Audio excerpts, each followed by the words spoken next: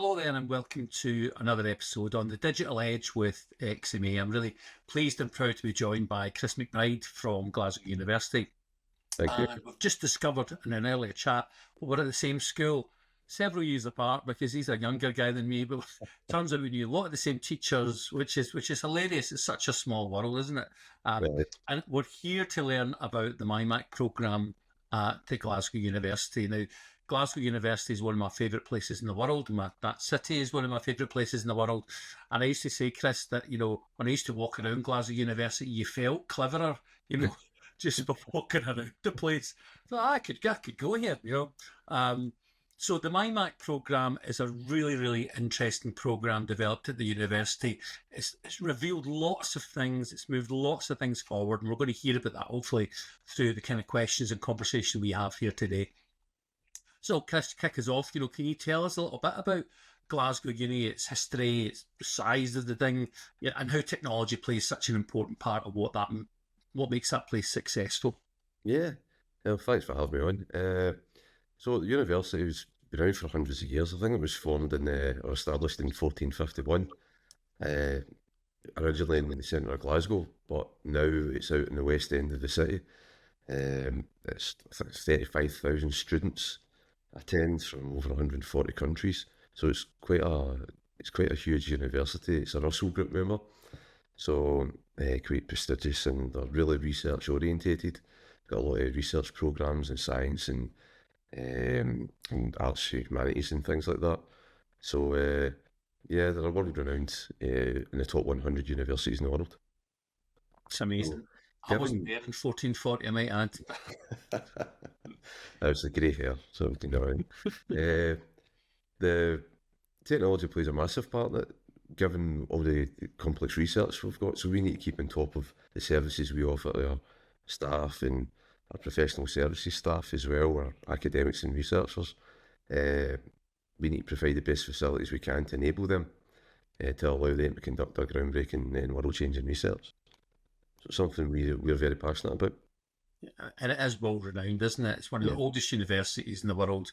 Yep. World-renowned for a very good reason, for Absolutely. some of the things you mentioned there. But when you've got that kind of size and scale, you're definitely going to hit some of the scaling challenges that IT brings, because you're trying to support not just people in the Glasgow, it's that you're a global distributed institution at Glasgow University, aren't you? So what's been some of the IT challenges they've been facing in the last few years especially? So the story really kind of starts before, obviously COVID changed everything, changed the landscape of that. Everyone was coming in every single day into their office to conduct the research. We've had to adapt to be a lot more hybrid and remote working as well. And for a lot of our researchers who go abroad in different remote areas around the world, we've had to adapt new ways of working and new ways to support our users. So it's been quite a challenge to come up with a method in which to manage these devices. But that's where MyMac comes in. And that project came out of enabling new ways of working, which was formed to look at how we provisioned our end user devices and improve the services we offered to our staff. So that's got to happen centrally, isn't it? You've got to try and have a way of managing all of those devices when there's so many more out there that are remote, because that gives you some challenges around like security and things like research grants as well, don't you? Because that's unmanaged. Did you have a lot of unmanaged Macs? Yeah, with thousands of unmanaged Macs, because the university didn't have a centralised Apple support mechanism. So there was no management of Apple devices whatsoever until MyMac came along. Now, times are changing, the security threats are increasing all the time, and a lot of the funding that the universities apply for and grants that they apply for, there's now a cyber element involved in accessing that money. So you have to tick a box to say you're either Cybersecurity Essentials certified or Plus certified to be able to conduct sensitive research on certain types of devices that are under management and heavy security protocols on them.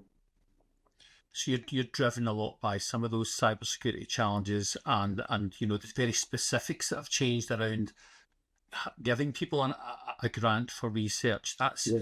and Cyber Essentials is such a critical, important part of what every institution does. So Mhm. that's driving a lot of that work, isn't it? Yeah, that was probably the main change and main driving force behind Project EOS, which my Mac sits under, and that Uh-huh. was the ways we could improve all of our services that we provide to the users. Uh, that was that was a real game changer, improving security. When you've got a fleet of completely unmanaged Macs, you can't tell what's happening on these devices. You can't tell if they're infected or they're connecting into your systems, but you've got no way to report on them, their patch statuses. You don't even know where they are, who's got them. You've no idea. So changing that to a managed fleet through my Mac, you've then got eyes on these devices. You can report on them. You're fulfilling your legal obligations on ensuring that the data is secure. So it's a game changer. Absolutely. And of course, on the flip side of the coin, and I've got friends in this kind of area as well, right? So some of them, I've got friends that are researchers, and they worry about potentially losing some kind of autonomy. Don't take it off me. Don't lock it down to the point I can't use the thing because Yeah, I've got this Mac for a reason. It's been bought by somebody else without necessarily consulting you. right. So how did you address those concerns? Because I guess they were worried about it, weren't they? Yeah, so it's probably communication is a key when doing this.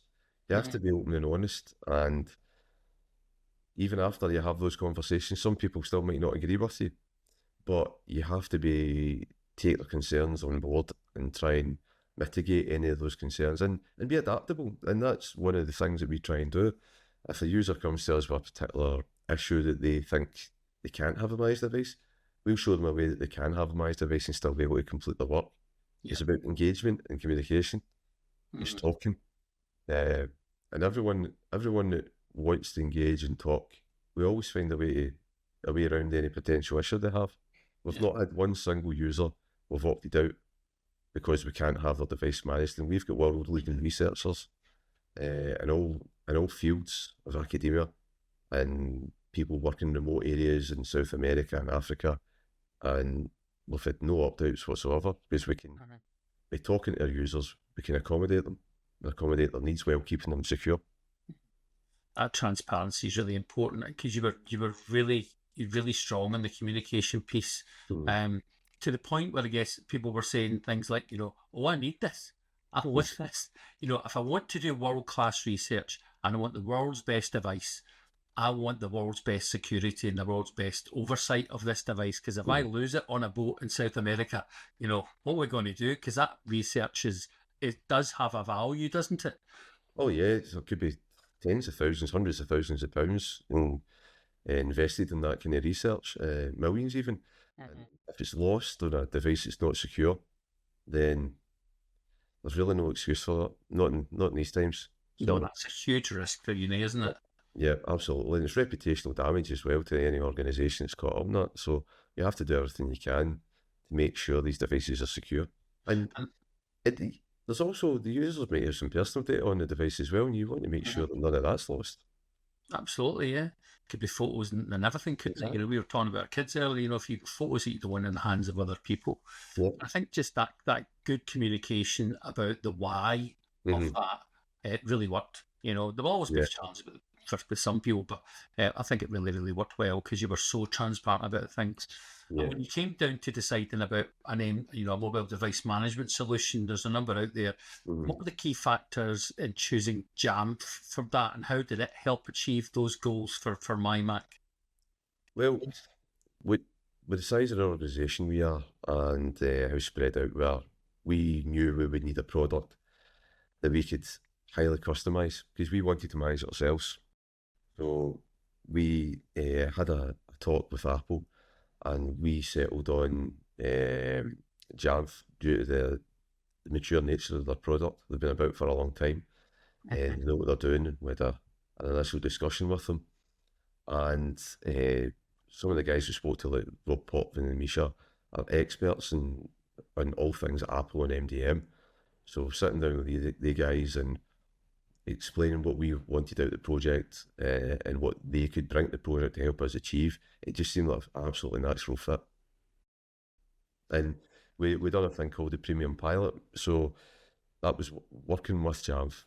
We built the product to our exact specifications and what we wanted through like a 6 months period of time. And then at the end of that, we went into full production, where we started onboarding live devices that were recently purchased. And then from there, we then backfilled devices that were existing devices. And just brought them back into the fold again. Yeah. It's still an ongoing process with the existing devices. Recently had to get all the previous purchases put into ASM. So I think we're over 8,800 at the minute. But I think a few thousand of those will be obsolete by now. But we're expecting a big uptake when the next major OS is released. Yeah. And a lot of the devices, when they're upgraded, will auto-enroll. That'd be brilliant. That auto-enrollment program is fantastic. And of course, Jamf, one of the things we get confidence with Jamf is just that scalability. You know it's going to scale. Exactly. So it's great. We've been able to like compartmentalize a lot for the different areas in the university. So they've got their own local IT, and we can compartmentalize it further down using sites, and then the users or the IT in those areas have full access to manage those areas. So we're not taking anything away from our IT colleagues. We're helping them to support their users, like giving them the access. And that's part of the beauty of having Jamf for scalability and adaptability and the amount of customizations we can do for a lot of people. But has that led more people to wanting to move to Mac as an option? Yeah, well, certainly a lot of departments wouldn't allow Macs to be purchased because there was no centralised Apple support. So now there is, it's opened up choice. Some departments ordered Macs anyway, but we certainly have seen a huge uptake in Apple devices being purchased. Yeah. Yeah, because the reputation of that device is it's pretty stellar. Absolutely. I mean, device. The quality. What kind of platforms are you using on it? Is it Office 365? Yeah. People have used. Because I think some people have got that fear, oh no, if they move me to a Mac, I'm going to have to learn how to use all these keynotes and stuff. Yeah. It's never been about that, is it? No, it's thankfully it's all uniform. We're using 365, so everybody's quite comfortable on using that platform and the interoperability between the two, Windows and Mac. Yeah, that compatibility piece is just, it just gets rid of a lot of worries that some people have, and, you were talking about chatting to Apple about that. What kind of, we think Apple's an amazing partner. What role did Apple play in supporting the implementation and the success of MyMac? Well, they were very keen, obviously, for us to develop a managed system. They realised that we were a big customer, the amount of devices we purchase. They also believed we could do it better. And that was part of the whole conversation around what way should we go, and Jamf really came to the forefront because of their size and some of the companies and universities they're involved with. All you have to do is look at a list of their clients, and it's pretty impressive. And we wanted to try and build the best possible instance we could, and we realised we were going to need the best guys to help us build it up from scratch, and then we would then take it forward. Yeah, go to the source. Exactly, that's we it. don't know. We're absolutely snookered. Exactly. No, that's great. Yeah, and that really goes back to the point where, because we were introducing this into an unmanaged fleet, we'd one chance to get this right. We couldn't do this and get it wrong. We would have lost all credibility with all our users. So that whole communication piece, this is what we're going to do. But if we'd implemented some sort of product that we hadn't built it right, then we wouldn't have got it back. So we had to do this right first time, and that's why we didn't want to take any chances, and we went with the market leader. And that's why the partnerships, so important. I'm pleased and proud to say XMA have part that partnership, but the relationships you build so that you can cross the T's and dot the I's to make sure, as you say, once it's released, this has got to work for us. And I've spoken to a few people at Apple about the MyMac program, the preparation for today, and previously in the past when I was down in London at Battersea, and they were saying, they learn a lot they get a lot of this partnership because they learn a lot about how an institution works, because they're not an institution the size of Glasgow, in terms of the day-to-day business. So they've learned loads throughout this project, and I know they're very thankful for that. Were there any unexpected kind of challenges or any learning that you got from that you encountered during the rollout of it? Yeah, I mean, technical challenges. The product is really slick. I mean, there's no issue there. I think one of the challenges we had was we're in the middle of an infrastructure upgrade. So in some areas of the university's network isn't as quick as you would hope. So that led to some enrolment problems where networks dropping and things like that. But using Jamf, you can remediate any issues after the fact, which is pretty handy. Probably one more thing was the level of detail we probably had to go into when explaining things to a lot of members of staff. One of the major concerns was around privacy. And we had to go a long way to ensure that everybody knew that we can't see what's on your device. Yes, your device reports in, but it reports in patch statuses and virus definition statuses, and if there's any potential threat in your device, we don't see any of your files. We can't see any of your files. Your files are all backed up using OneDrive, don't fold or move, so that's all secure. We have no way to get onto your device unless you allow us, essentially. And we wouldn't seek to do that anyway. So that was probably a surprise with the feeling about it. And we had to do a lot around that. They sometimes go through unexpected questions. Where did that come from? Of course, the fundamental part of what Apple are about is about that security and privacy. So you take exactly the same stance. You wouldn't go against that when that's why you chose not a chance. The first platform. We're there to enable people. We're not there to stop them doing anything. We're not there to spy on anyone. There's no interest in that. We just want to make sure they can do their work securely. That's what I got from the conversation I saw down in London with you guys was about it's about service.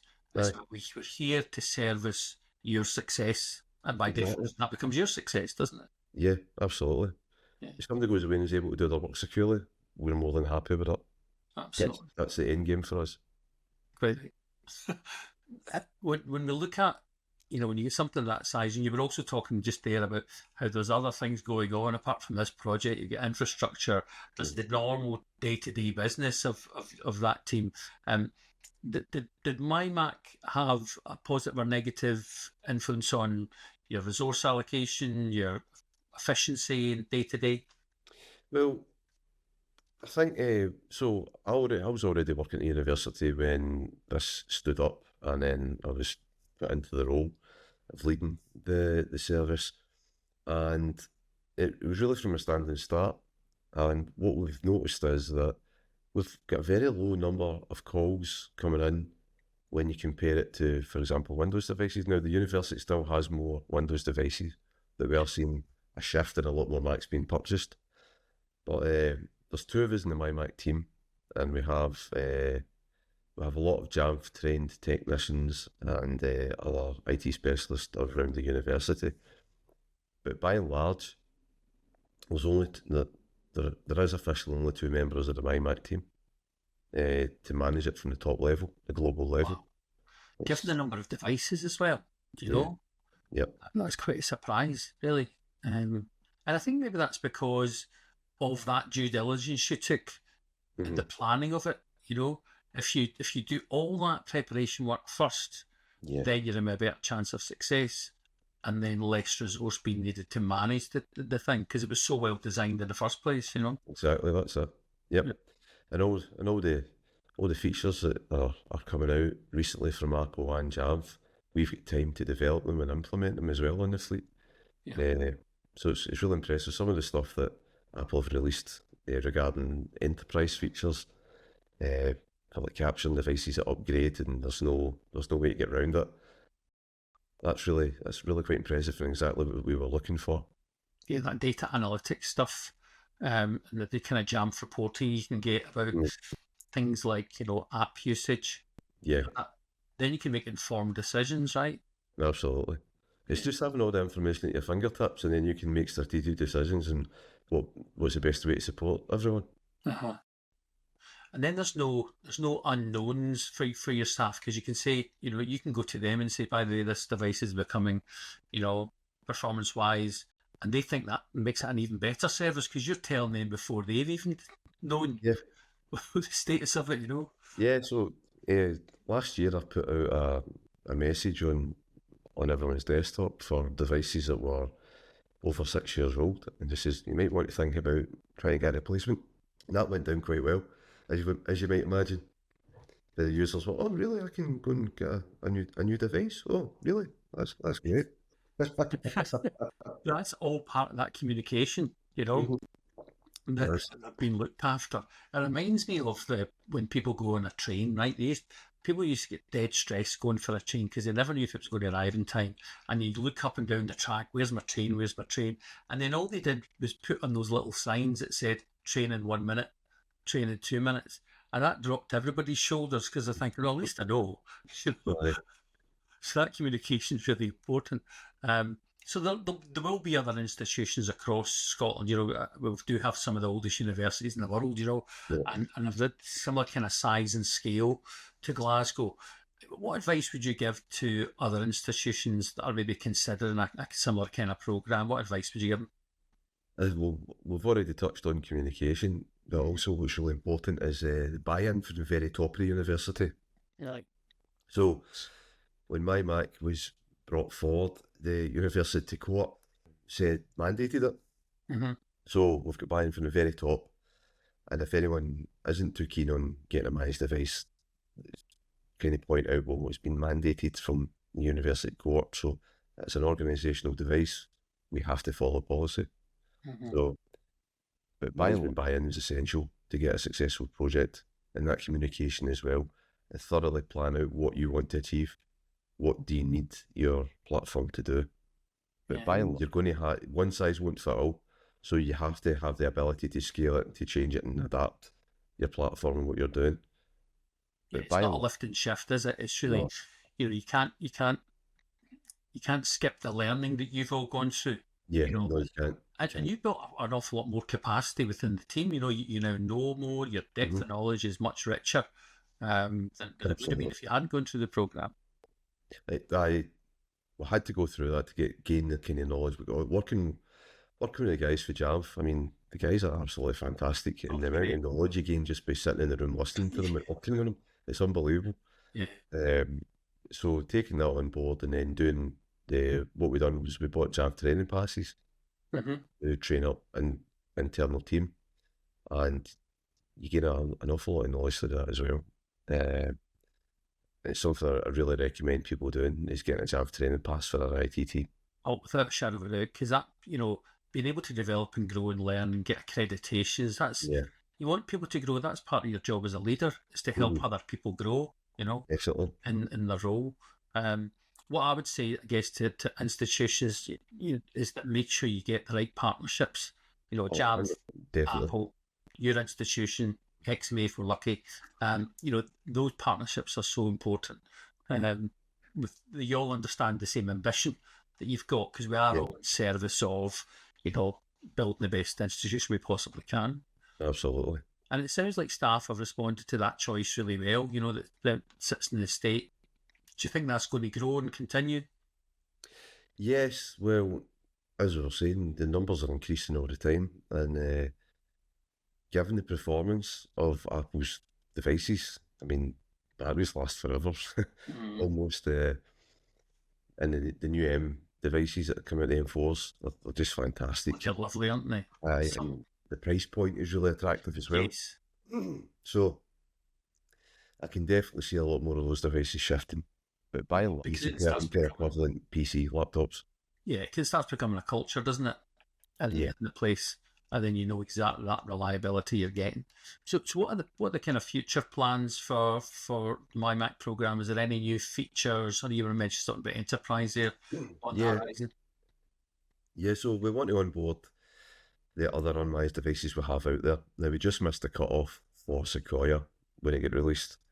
Okay. But when a new one comes out, we'll capture a lot of the devices then and get them enrolled and secured.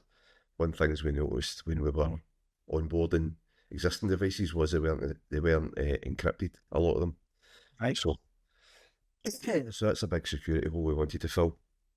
We're also got a what Meta have described as the best VR facilities in the world in the university. Oh, wow. And we have got a number of Apple Vision Pros that we now have under management in Jam. Wow. So, Well, can you manage them as well? Yeah, they do. Oh, wow. So we've got them implemented, enrolled, and I'm really excited to see how we can help facilitate the researchers going on using those. Because there's so many different applications in VR and AR, isn't there? In terms of learning and also in research too. Absolutely. Absolutely, hopefully a fundamental part of our future. Now, of course, you're dealing with lots of technology, and there'll be other things like AI kicking about, making people a bit nervous. So, in terms of the future, do you see the role of technology evolving in higher education? Do you think it's what's going to be changing and be different?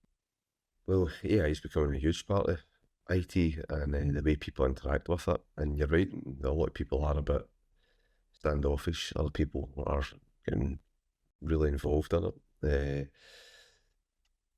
The nature of IT is always changing, and the university has to adapt with that to provide the best we can for our staff and students and that user experience. Some of the research projects we have in the university are like world leading, they're cutting edge stuff. So our IT has to match the aspirations of the academics and the researchers. And our services are being consumed more and more, device counts are going up as our services get better and better. So it's a really exciting time at university to see what we're going to be producing in the future and helping people achieve. Yeah, and a few researcher pals of mine have been talking about that M series devices, are really helping them meet the moment, in terms of performance. And I think when you've got your ambitions that are aligned parallel to the developing chipset and what the feature set of the device is going to be really, they're really closely aligned, which is absolutely perfect. I mean, I'm kind of jealous of the MyMac program, because I'm thinking back to my own education at university and choices you would have had and some of my colleagues who are lecturers and stuff, what they've got now. It's amazing. But, it's been such a fascinating programme for us to watch from XMA's side, and just to see the thought and the care and attention that's been put into it. And really hope we'll continue to support whatever your ambitions are and whatever way we can, and hope to develop that relationship over the next few years. And it'll be interesting once that new operating system comes in and we begin to get everything captured. It'll be really interesting to come back and chat to you, Chris, about where are you now? To think further on down the line, once you've gone through that full cycle, there'll be even more learning that's been had, and we can tell a richer story about how to get it right, which is that's your ambition, just get it right. Absolutely. I mean, every single new user that comes on will have a different set of criteria that they need for their research or their teaching or their work. And it has a learning experience every time somebody comes with a new wee cravat to see what we need to do to help them out. Yeah, absolutely. That's the nature of the beast, isn't it, in education? Listen, it's been an absolute pleasure to talk to you, Chris. I know we've got lots of conversations to happen further on down the line. Thank you so much for joining us in the podcast. For everybody that's joined us today, I hope you'll follow us in that journey in the MyMac program and join us again in another podcast from XMA. Thanks so much for your time, everybody. Goodbye.